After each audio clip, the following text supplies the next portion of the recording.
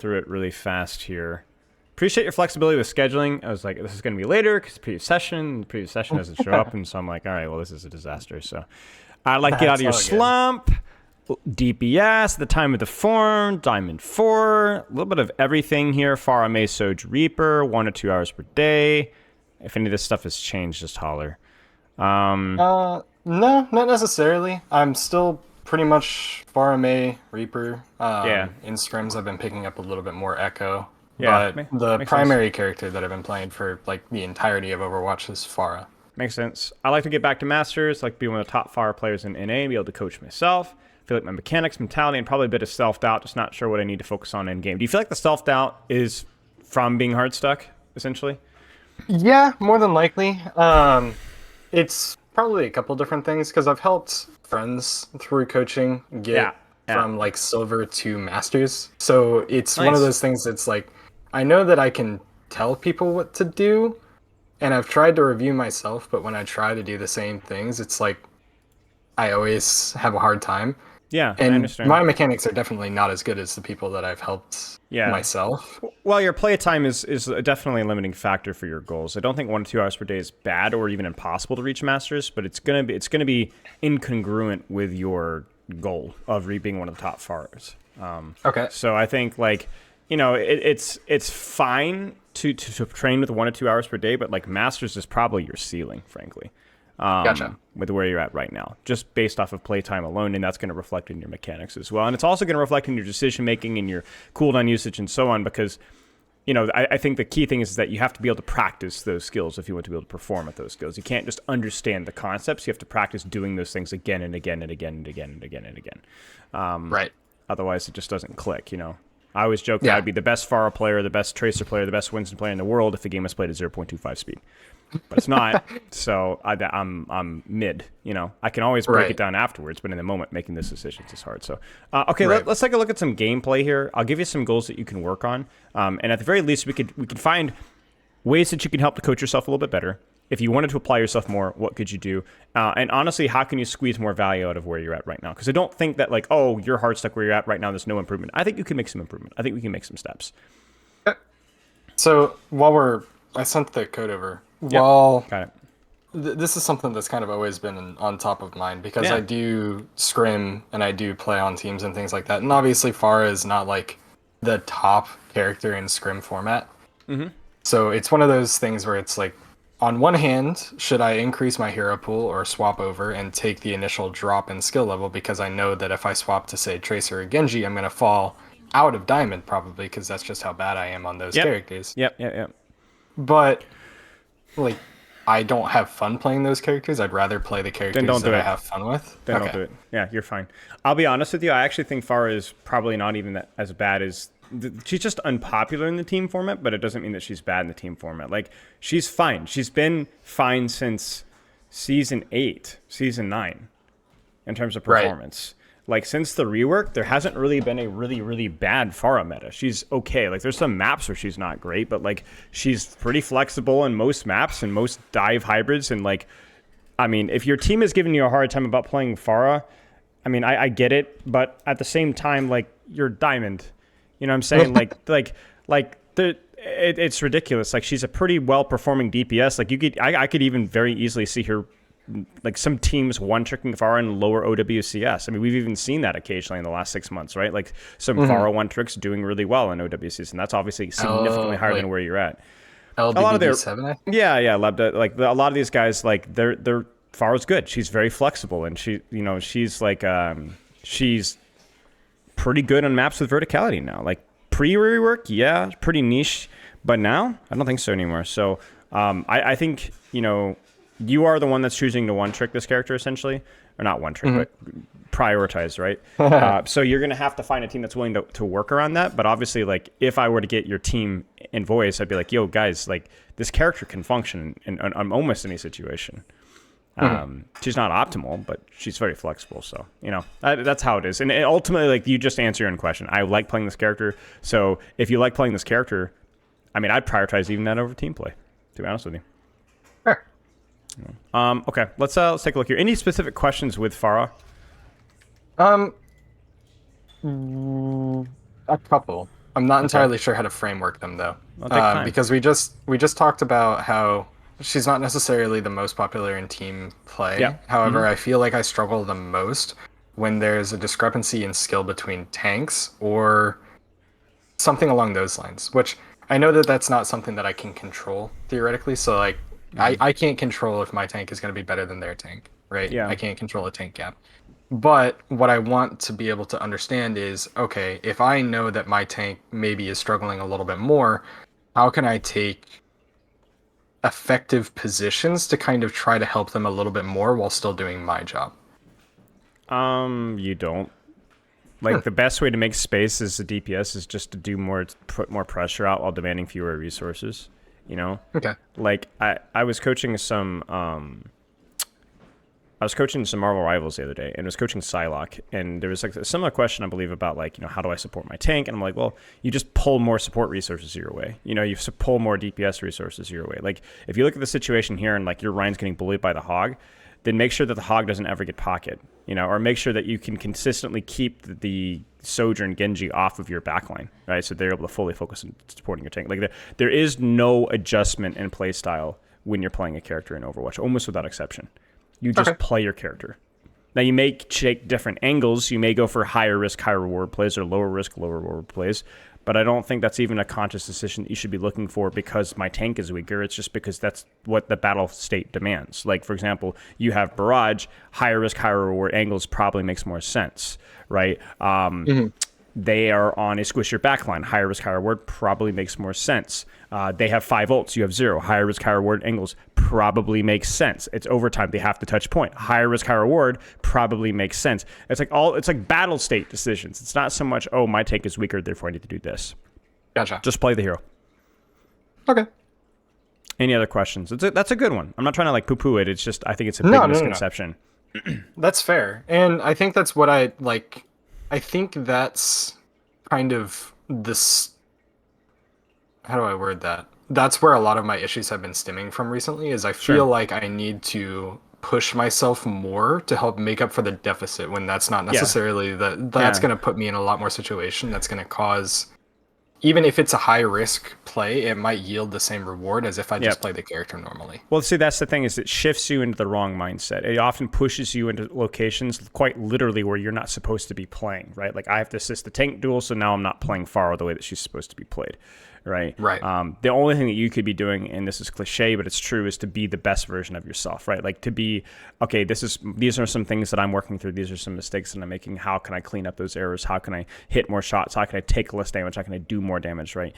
That's the only thing that you should be worried about, right? Like min-maxing my cooldown usage, min-maxing my cover, and so on. So to kind of transfer this to a different character, not one that was in this gameplay, but to make sure that I understand properly. I typically like to play Reaper when I'm running with a Doomfist because I feel like Doomfist doesn't pull enough attention from Pharah to allow myself to take different off angles, and I feel like I can do the same thing easier on Reaper. But what I do is I just don't even think that Doomfist is there. I just teleport onto an off angle and try to pick up a squishy and then Wraith form out. That's Same fine. general concept. There might be easier principles that are easier to play. I know Wrecking Ball is notoriously can be difficult to play with when you're playing Tracer because the amount of attention that you take varies heavily in the middle of a fight. So because Wrecking Ball is in and out and in and out, as Tracer, you kind of have to manage the fact that it's going to be an isolated 1v1, and that's a 3v1, and that's a 1v1 again. That's a 3v1, that's a 1v1 again, right? And some people don't like that cycle. You might be experiencing something similar to Doomfist, where he is kind of in and out similarly to a Wrecking Ball, at least in theory. So with Pharah, you might go for like an aggressive duel, thinking it's a 1v1, but your Doomfist then slams out, and now everyone's looking at you, and you're kind of by yourself. So I don't think that's necessarily bad. It might be something that's worth taking a careful look at how you're managing that attention. But if you like playing Reaper, then I don't mind playing Reaper with Doomfist. As long as it's not like I have to play Reaper because there's no other way to make this to win the game, then that's obviously false. But if you enjoy playing Reaper with Doomfist, again, I don't care. Go for it. Sure.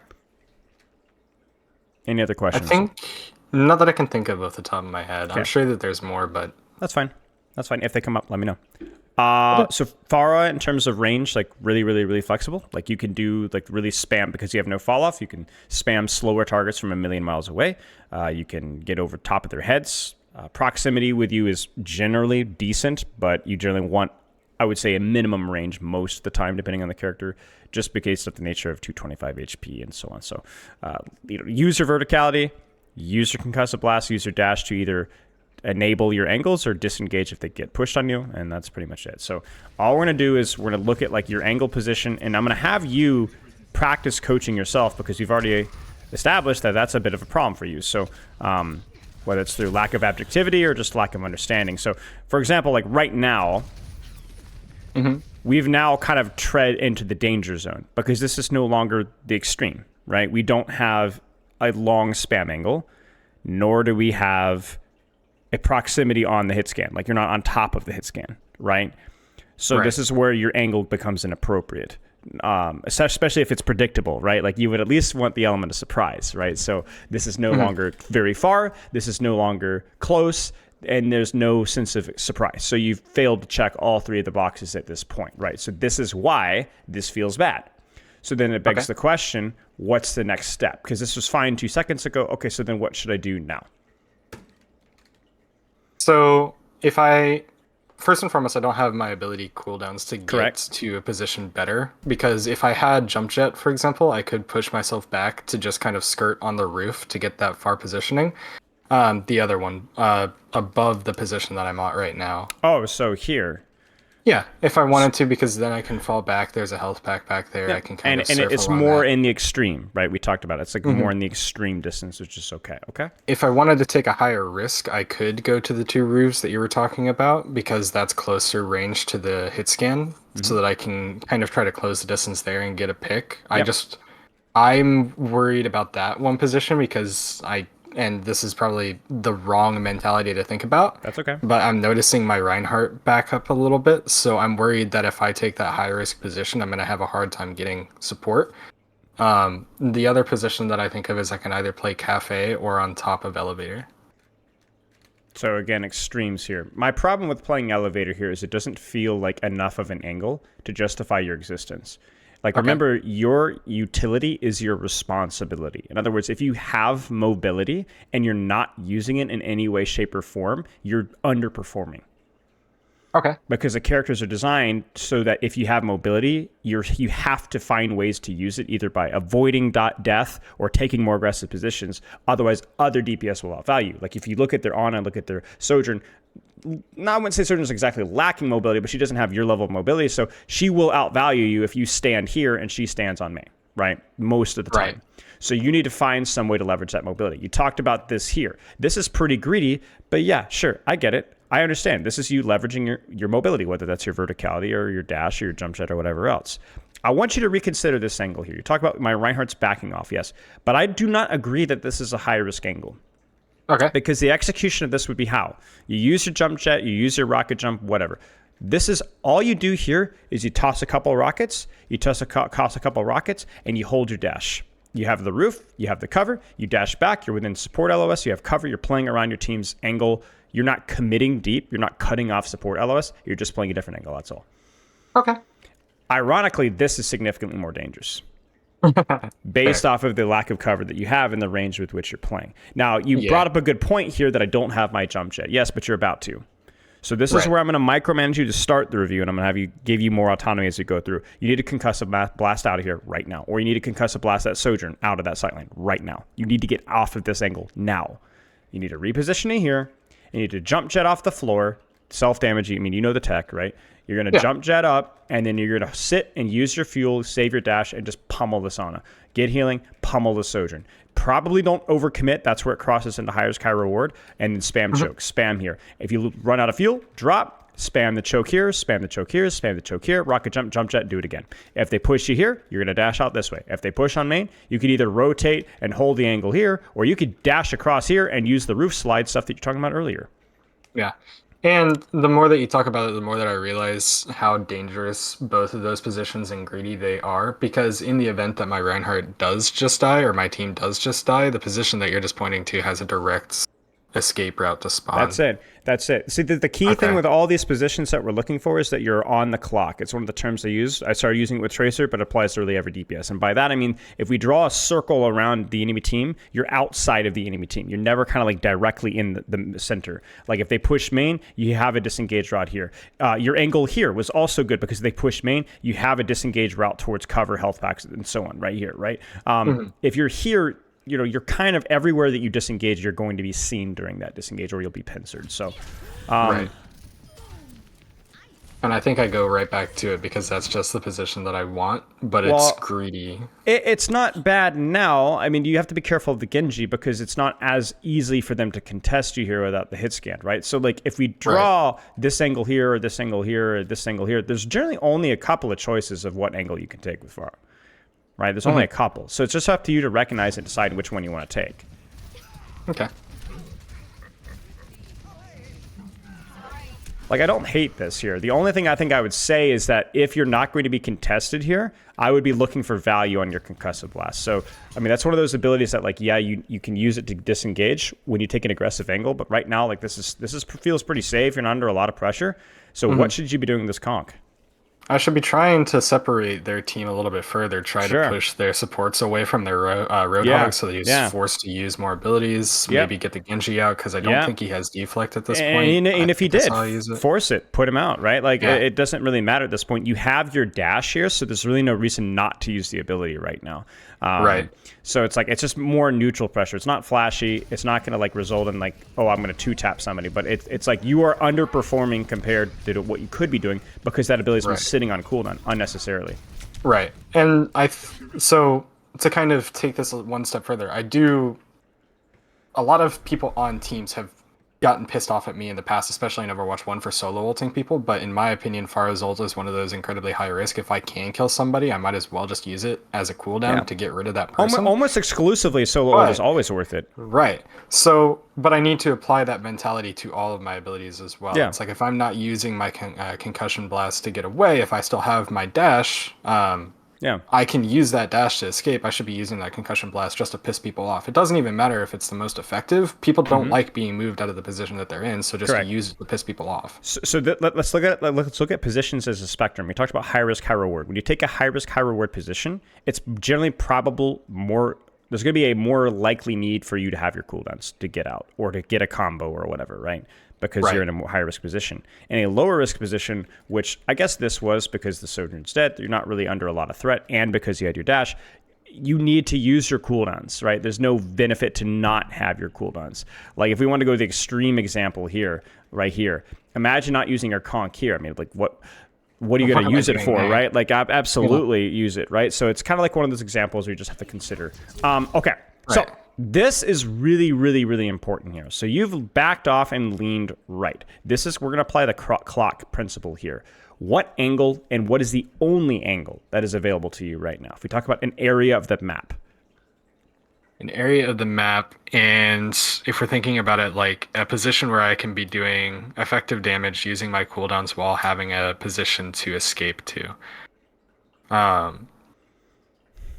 It's not cafe because as I back up, they can just dash me. It's probably going to be that angle on the rooftop that can get back to on the right hand or on the left hand side. So you can lean left hand side here, but I don't like that because it involves crossing in the open.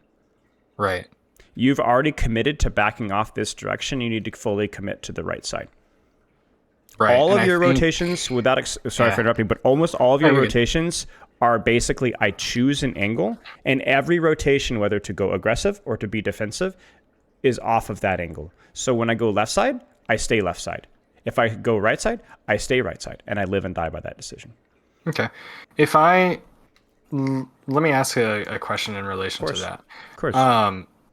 If I'm trying to consider positioning about my team and the enemy team, right? Is it safe to assume that there's only, in most situations, like left, right, or center? Because it's usually only left, right. The reason why I say left, right, or center is just because second point here on Hollywood, there isn't really a left for the first little bit. So it's like center would be the high ground position, left would be where cart pushes, and right would be over towards we'll get to it. Spawn. I mean, either way, though, it would be either deeper left, or deeper right, right? There's generally, like, Gotcha. whether center's cart or not. I mean, it doesn't really matter, but leaning more towards left or leaning more towards right, that's kind of your choice. Okay.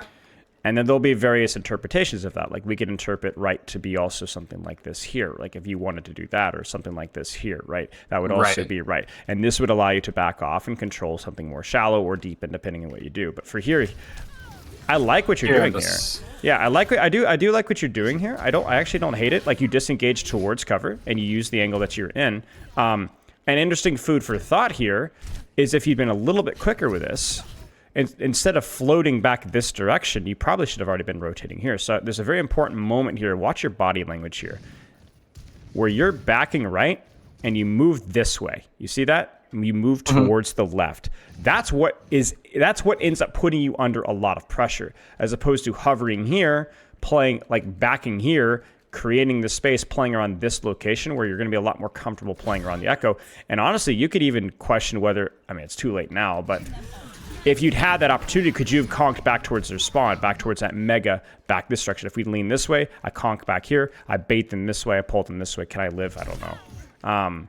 But basically, what you don't want to do with Pharah is you don't want to hover.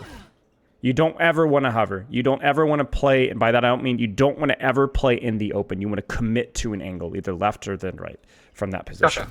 And that's just a good general rule for all people, for all DPS. Nice job. It's fine. Good job. So we'll talk the same thing here. You can fully commit to the long angle here, extreme angle, and poke from here. Probably not the best, given the effective range of that Ana, and the fact that the extreme range doesn't really matter for her, right? So we'll scratch this one off, but it's not always off the table, right? So then we have a low risk, low reward angle, and a high risk, high reward angle from the left side. Which are those two?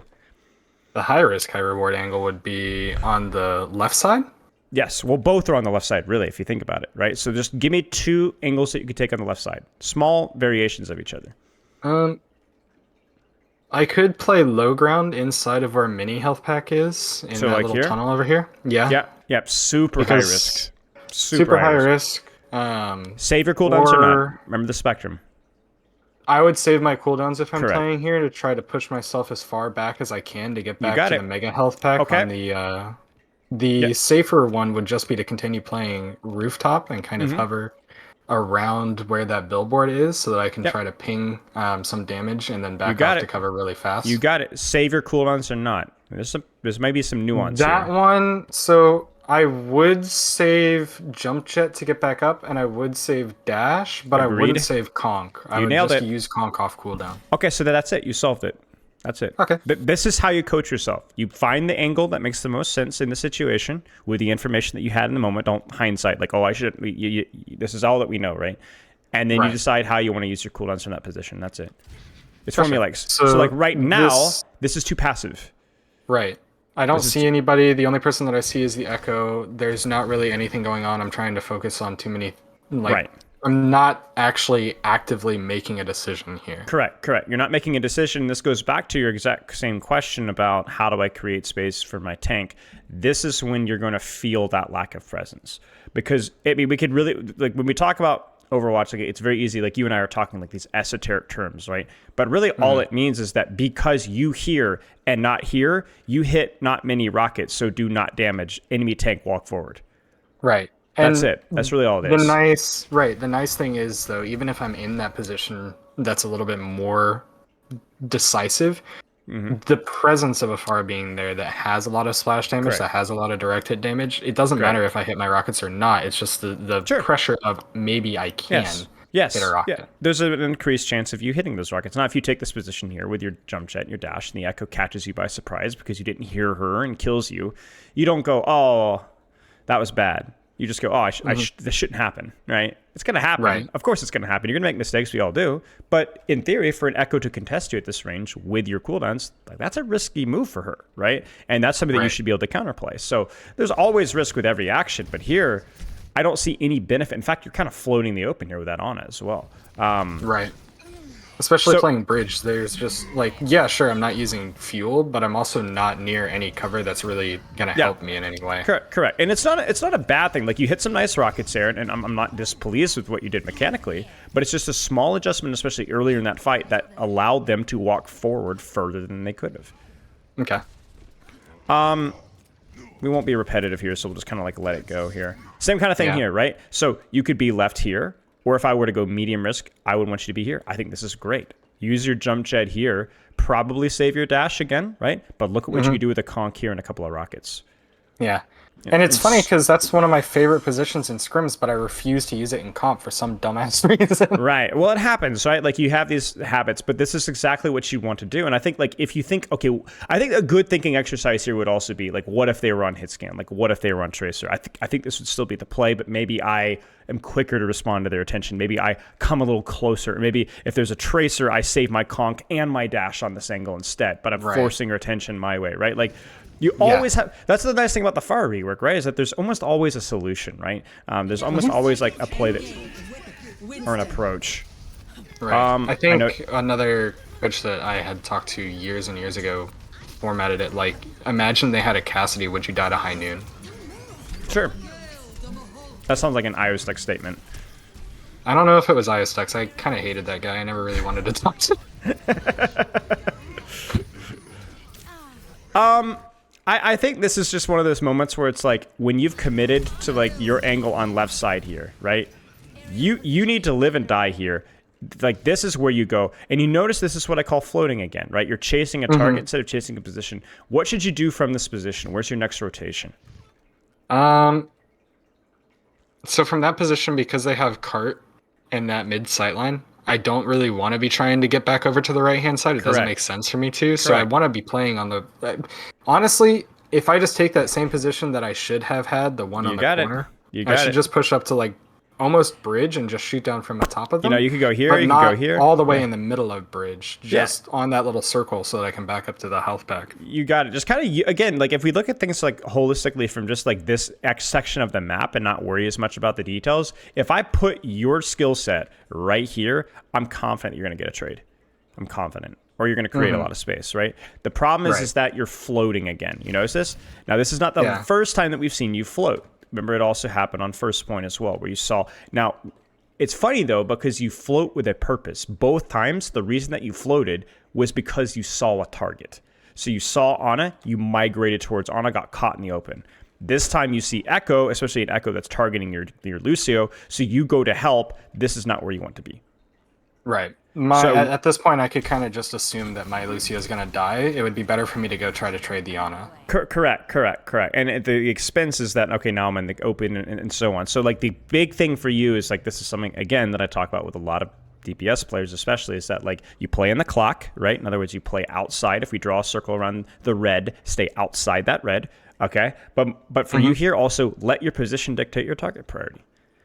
Right. Like, think about, like, you say just shoot whatever target is easiest. That's it, right? And the most important thing is choosing the correct angle for your hero, and I think this is literally perfect for the Pharah character. And so then whatever's here, even if it's Roadhog, I'm going to shoot that character. Then that just takes a lot of pressure off of you here. You don't have to be hitting mid directs on Echo, which, to be fair, you've done a nice job on, but you only should do that if you need to, or if that's what the position provides. When you were here earlier and the Echo, as you knew, was contesting the side of the map, you might be doing that Echo. It might come down to that here. But right now, she's not really a concern of yours right now. Right. But also, if that angle, that's the angle that I'm confident I can hit an Echo who's diving. Exactly. This long range angle, it's hit or miss. And you saw exactly what was the consequence. You missed a couple of really hard rockets, Ana poked you out, and then you were unable to get a trade. Right. So you've committed to right. Where should you go? I should continue to back up, go out the far right door, and then try to just continue playing this far angle and use Conk to help my monkey get out. Sure, and deeper than that, right? Maybe you could apply pressure from here. Maybe you play for this position as well. Like, you take the rotation to here and then go from here, and then Echo's going to come back, maybe? You kill her. If Echo does not come back, go freaking kill her. You know what I'm saying? Like, you got a choice now. So, like, I appreciate what you're doing, but again, this is floating. This is the definition of floating. It's not floating that's going to cost you your death, because you're not playing in the open here, but it is floating that's going to cost you uptime, or valuable uptime, because you're not committing. Right. I need to be more decisive. Right. And I think this is fine. This is one of those moments where you just get outplayed, right? Like, you got to be ready for these, right? Like, listening for that angle, and honestly rotating away. Yeah, I get it. Totally fine. It's actually a pretty fast response from you. I respect it. Now, where do you go? So I'm already on this angle here. Yep. I don't have a cooldown, so I probably should, like, I shouldn't wait. That's the one thing that I shouldn't do for cooldowns. Correct. But I need to get on the rooftop of jail. You got so it. I can start spamming the back. Rocket jump here, and then start playing. Honestly, probably end up doing the echo for a little bit, because the rule is, like, if somebody's contesting you on that angle, it's your #1 priority, right? Gotcha. So you wouldn't force yourself to try and barrage, because you probably would die before you can get the barrage off. You take the high ground and go, oh crud, she's here, I'm gonna kill her. Or force her out. You force her out, and all of a sudden you've created space, and now you can shoot Moira or Hog or Cass or whatever. So, right. You know, I think this is okay. Like, I think maybe you could have gone a bit deeper to force that hit scan to turn his crosshair further on the angle instead, right? But this is fine. I mean, this is exactly what we talk about target priority, right? You got a favorable cooldown trade on backline. Backline's completely out of position. Now Roadhog is incredibly isolated and probably should die. He doesn't. Frick. I mean, honestly, this is okay. This is okay. The only thing I would say here is, given the status of your cooldowns and given the status of your position, you should conk. Right. You should conk. I think dash alone is good enough here. Conk this guy back into the open. Does he die? Probably not. Yep, totally. You need to ego her, right? She's on your angle. Right. You have to. If you do, in fact, you turn away for just a brief second, that puts you at the disadvantage in the duel. Now, I don't think there's anything you can do to win this fight, to be frank with you, but yeah. Right. Yeah, it's all right. It's all right. I think this last little bit of this fight here was, strangely enough, some of the best Pharah decision-making and play that we've seen so far, so. Huh. That's interesting, because that's the fight that, like, I remember that fight specifically being somewhat upset, because I felt like I was doing a significant amount of damage, and yet we still just lost. Correct. I mean, the big mistake was that you were forced to rotate completely across the map with triple cooldown because you got caught with your pants on from the echo. Right. So that's not good. But this right here, actually, okay, this is where I could be nitpicky here. This is another conk opportunity here. So we talked about the concussive blast on the Roadhog. This is a criminal one right here. Like, if you hit that behind Moira cast, they're gonna die. So that's like the real takeaway from here is, like, I think misjudging whether you need your conk or not based off of you being contested. I mean, you can look at this conga line they have. Nobody's close to you at all. You're totally fine to use this concussive blast. Being said, I agree that your impact here has been, I mean, pretty darn good, right? Your Winston just, I mean, if you wanted to really nitpick here, okay? This is what happens. Your Winston gets a whatever dive. It just doesn't primal. Oh. Okay? He just doesn't press Q, right? Right. Moving off of that, I'm pretty sure your Mei just, I don't know what happened to her wall. I don't know why she didn't have Ice Block initially, but, like, it's just a bad fight. And then they use Whole Hog, they use an ultimate, and, you know, so on and so on. Yeah, you did okay. That's how it goes, right? Yeah, I mean, you're not going to win every single fight. They pressed Q and you didn't, and that's pretty much it, you know. So even if I was a Smurf GM, there's still fights that I'm not going to win. That's it. I can't blame myself for every single fight. Correct. So you're going to chill here for a little bit, and obviously play. Oh my gosh, he swapped off. Okay. So, left or right? Seems like left, right, is a commitment here. It seems like left is the commitment. However, I'm not really taking any position that's capable of doing much. I know that the Roadhog is on right. If I wanted to be funny about it, I could go over and try to conk that Roadhog. You could. From the door into the Mei. That's you could. Like, really high risk and very specific. If we're just trying to be like, what is correct? I should be trying to go take that bridge from Echo so that I can spam backline a little bit better. You nailed it. Now you know that this Echo is going to be pocketed, or you should know. So your opportunity to really kill her is pretty low unless you out-mechanic her. But if you play correctly, the same is true for her. Mm-hmm. Right? So what this becomes a neutral stalemate, which, frankly, that's a lot of times how really high-level DPS happens, where both players are making the correct decisions, and it's about which one of them outplays the other mechanically. I mean, if you look at an Echo Mirror here, this is not something that she's going to be super confident in taking all the time, right? You got some pretty good splash zones here. You've got your cooldowns. You'll obviously want to save your cooldowns for this duel. But yeah, you nailed it. 100%. This is the play. So that becomes Duel of the Fates. Who's going to win this one? That's it. For sure. But playing the bus. Oh, I actually did do the dumb play. And you see how it doesn't work, right? It's floating. To be fair, you didn't float long. You dashed across, but you you almost died in that rotation. You see that? Right. But again, it's like it's not just floating because floating bad. It's also like you're not going to impact this, right? Like nothing happens here. Go ahead. Okay, so in what situation would warrant a rotation from left to right? Okay, you tell me. There's always an exception to the rule, right? Yeah, there's always, like, obviously in an optimal situation, you want to make that decision before the fight breaks out, and then you want to stick to it. Sure. That way, Sure. But I would say that it changes. Well, okay, using the terminology like playing around the clock. If their entire clock starts to move over towards left, and I'm just alone on an island, I need to get the fuck out. Yeah. I mean, optimally here, you would like to rotate and stay on the angle. Like, so if they all clear high ground, you'd probably dash conk back towards your spawn room to kind of hold that angle, but to give up a lot of space. Do you understand what I'm saying? Yeah. So that's like even a in general that situation, but if they continue to push me, then I would just... Yeah. And sometimes you may not have time to react either. Like, think about like to when the echo surprised you on second point, right? You didn't have time to think, oh, I should just conk back out this way and hold the angle. You just panicked and ran. I understand. Right. It's okay. I think it's totally fine. And yeah, I think that's definitely an exception worth considering. Okay. Here's another one for you. Ready? There's a Widowmaker or Zenyatta here, 1 HP. You know what I'm saying? Right. Just like like we all know that it's not fully a chessboard here. Like Overwatch is Overwatch. Sometimes stuff just happens. So if you see an opportunity and you want to go, okay. Like if there's a bunch of juicy characters that are 1 HP in the backline and I'm guaranteed gonna die if I dive after them, but I get 3 for it, then yes, I'm gonna go get the 3 for 1. It's like I call it the pulse bomb rule, right? The triple blink pulse bomb rule, right? Where sometimes Tracer just goes for it when she sees it. And I think having that sort of recognition here, but I think this is kind of like, if we compare that to when you've done that, you've pursued an Echo across the map who had full HP. You've pursued a Roadhog with full HP on a corner. And then you pursued an Ana a million miles away who is also full HP on first point, right? So every decision for you to cross or float has really not made sense in the moment. There wasn't really an opportunity that you saw. It just was there wasn't a reasoning. Decision. It was just that character looked juicy even though they really weren't. Right. And I think the other thing about this right angle here that's bad is it's not terrible. It just doesn't feel like you're really playing to your strengths here, right? Out of all the choices, whether you could choose left or right, why would you choose the one that's on the floor rather than one that at least gives you something that you could deepen and play and harass and distract? Right. You, right. Not only is it on the floor, but I have to float to get out to get up to the high ground pretty anyway much. On that pretty side. much. Feels quite bad. This is really good. Sure. Nice. It's fine. I want to see some attack here before we have to go because we are running a little bit over, but I want to make sure that we don't just talk about... No. I generally run over these. It's totally fine.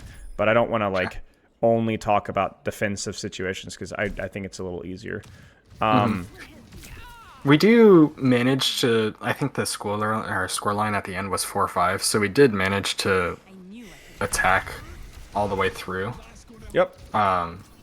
But I am curious because attack in a lot of instances does feel harder than defense, and it's been that way forever. But 100%. So I am curious to know, like, okay, how can I apply some of these to that? We have starting angle advantage, right? Like, so like if you look at this here, you're like, especially with the range, you're like, well, I can't contest her here, and like, you know, this feels awkward. So then, really, decisions made for you, right? What's the end goal? What's the next rotational step here for you? I want to take the roof near stairs so that I can kind of prevent anybody from coming from stairs. Like have a little hideaway from the widow. So you're gonna float briefly, right? Yeah, so you're gonna say, I started right. I don't like this angle at all. This is bad. I need to get to left. Yep, you nailed it. You need to get across. You need to use your cooldowns. You need to get across from here.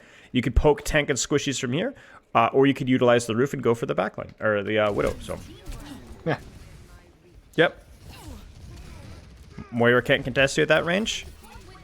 Where's your next step? Set up the clock. Get your angle.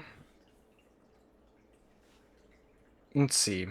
If we're trying to just cap point, I don't necessarily think this position is the worst in the world, but if we're trying to, if the expectation is that they're potentially going to come back from Cafe, yep, I could just play on the top of Cafe realistically. You could. Heck, you could go to elevator from here if you wanted. Yeah, I could go to elevator. But honestly, the first position that I was thinking about too, where the Moira was, isn't bad either. I agree. Like in this position, we should win the fight because we have all of the options. Yep, agreed. But I'm chasing people again. Well, you're chasing people again here, but if we cut you a little bit of slack here, there's nobody near you right now. Right. So your angle provides nothing. So then you need to move, right? So you're here and you're like, well, I could just stay in this angle and shoot, but what am I going to shoot? Right. You know? So this is fine. Like, it kind of comes back to one of those exceptions. If you hold your angle and it's a ghost town, you probably should move, right? I'm going to be honest with you. I could chalk this one up to, again, lack of concussive blast value when you probably could have used it. And more importantly, you just whiffed a lot. That's happened. Yeah. It happens to the best of us. Go next, you know? You can't worry about it. Floating, an accident, right? But floating. Yeah. And then let's see what your next step is from here. Shoot him out. Shoot him out. It's going to be the same thing, right? Get in left. Yeah, I try Force to him out. Get in left. Get in left, go over there.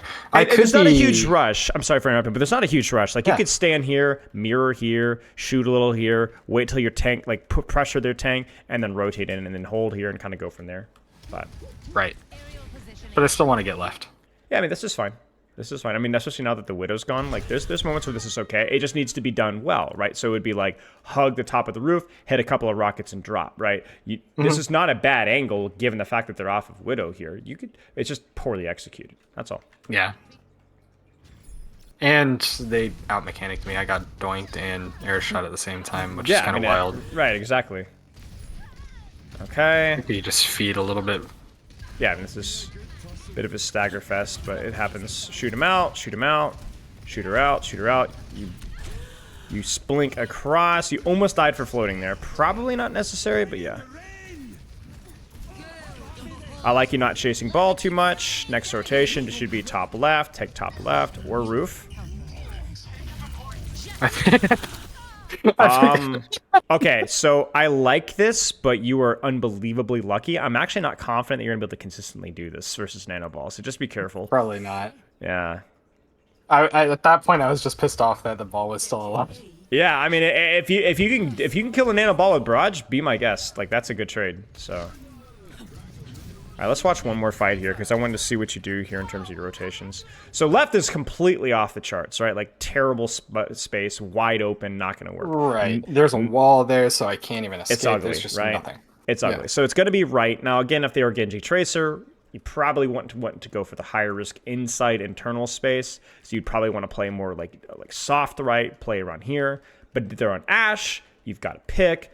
Maybe get a little silly with it, right? Like, you could get pretty aggressive with this here. And so then, okay, Ashe is rotated out. This is extreme angle. It's okay. But from here, you could honestly be thinking, do I want to play here? Right? Do I want to play here? Do I actually want to go deep left and actually sit here at some point? Right. I mean, especially when the ball's off the field, but...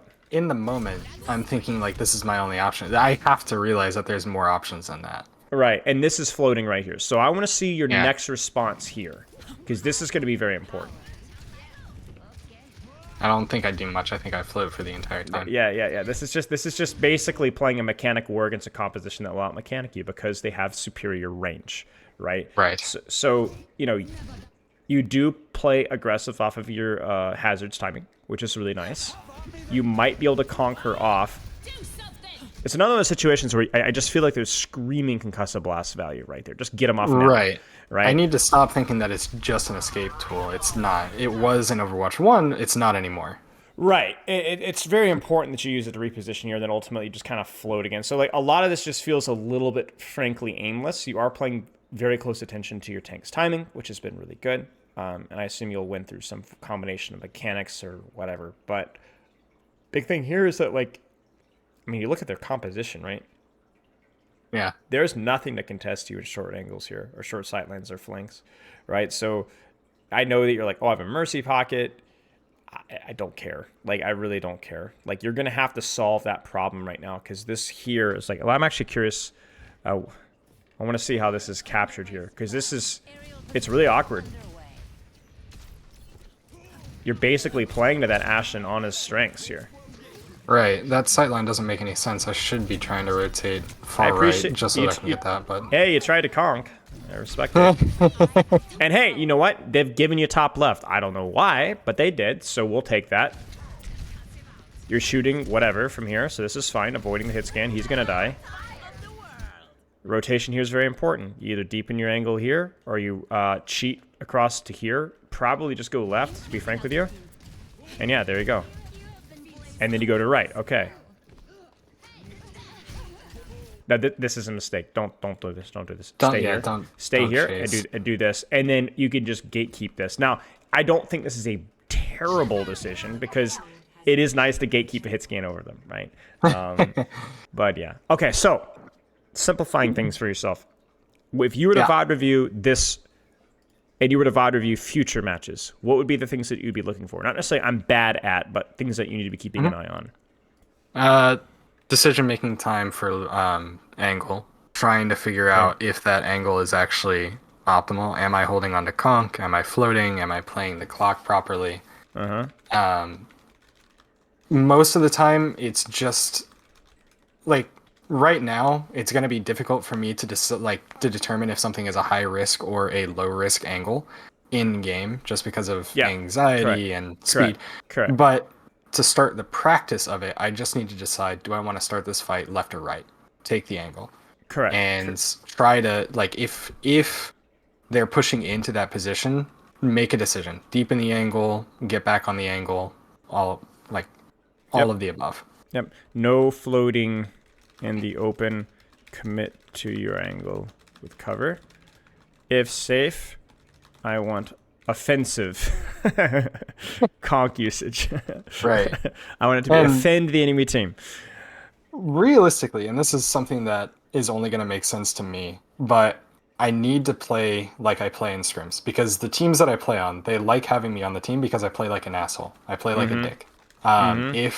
If the enemy team pushes left and I'm on right, for example, I don't give a fuck. I'll just continue pushing right, go after their supports, and if I see an Ana alone, I'll solo ult her. I might die for it, but at least you're describing rapping, basically. You take left, they go right, you just deepen your angle. If you're on left and they push you in left, you just shallow your angle. That's it. You commit to your decision, and you commit to the decision, and I think this is the key thing for you, is you commit to left or right just based off of your character's kit. Hey, I like high ground. I like this cover here. You know, they're on hit scan. I like getting close. Like, I don't even think you need to recognize high risk or low risk, angles. I just think you need to recognize a position that makes sense, period. Right. You know, like, we're not at a point in time where we demand you to read the battle state perfectly and choose the correct angle, right? Like, you just need to make the best decision that you think and then roll with it, right? And as we saw multiple times, right, that's the thing. It's like, commit to your thing and shoot to your... And when you do float, it's usually because you're chasing a target. It's usually because it feels like you're chasing a target. Right. When you VOD review yourself, you may not always know for sure, like, whether your angle was the best or whether it was good or bad. I definitely encourage you to think on that, to contemplate on that, and replay review. But also, okay, you've made your bed. How did you lie in it, right? You made maybe not the best angle, but what was your cooldown usage? What was your cover use? Did you second guess yourself once you're on that position, right? Right. I mean, even when you peeked the Ashe and you got double directed, right? And you just died instantly. I didn't hate the angle, and it's risky, but okay. So then, what was wrong with it, right? And you over peaked, right? You could even argue there you could have conked the Ashe there too. But like, it's like things like that, right? Like, it don't always have to be perfect with the execution. You don't always have to be perfect with the choices, but you can look at both. Was that the right choice? Was that the right execution?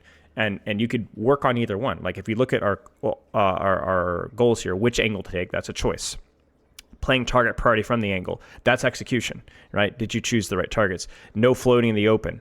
That's honestly just making a choice, right? And not second guessing it. And then offensive conk usage, right? That's execution, right? It doesn't matter what angle you choose. What was your conk like? Did you need to save it? Could you have used it aggressively? Did you aim it accurately, right? Right.